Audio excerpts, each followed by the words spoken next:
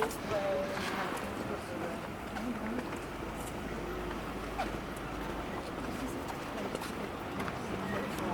very.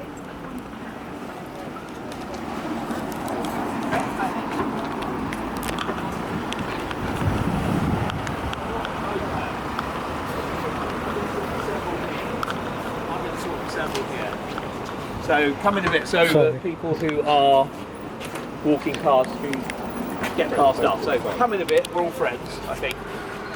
Good. So now, one of the great things about doing these sorts of walks is the random stuff that you can come across. So I think this is going to be proven just in a moment, but we are outside, just outside a pub called the Colonel Corset. Now the Colonel Corset name is not something dreamt up by a marketeer, right?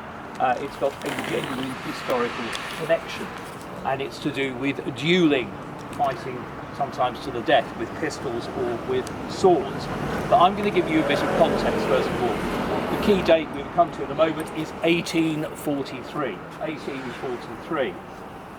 But let's talk for a second about the sort of background of punishments for criminal offences.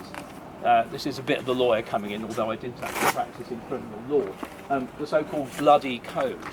So by the end of the 1700s, there were 220 offences which were capital offences, which means that somebody could be executed if they were found guilty of the crime. Now I say could be, because it did not follow that the conviction would lead to execution. There could be commutation in special circumstances to life imprisonment, or somebody could be popped on a boat and sent off to Australia or Tasmania, then over Van Diemen's Land. But it was a pretty sort of harsh environment. Coming slightly closer to our date, 1832, you could still be executed for theft. A little more than 10 years before our date. And so perhaps something even more surprising, go back sort of 20 years or so.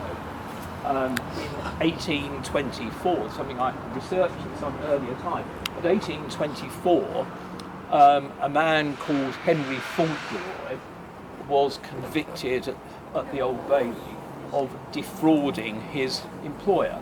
It was a forgery job. Forgery, white-collar crime, as we would know it, the more respectable end of crime. He was executed outside of the Old Bailey, right? Or the Newgate prison, as it then was. So it was a pretty sort of harsh environment. And whilst what we're talking about here specifically is not punishment for a criminal offence, it was just how things work. But interestingly, how things work not within the law, actually outside of it. Because the whole thing about dueling was for members of the higher echelons of society was about settling an argument where honour had been hidden. So, in 1843, Lieutenant Colonel David Fawcett returned from being overseas in what was then known as the Far East. While he was away, he had left his goods, valuables, in the custody of a friend of his, Lieutenant Alexander Munro. When he came back, he was not satisfied with the condition of the goods, not quite clear on what Munro might have done to them, but Fawcett was not happy. He said this quite publicly. Munro got the hump and challenged him to a duel, which took place on fields not very far away from here.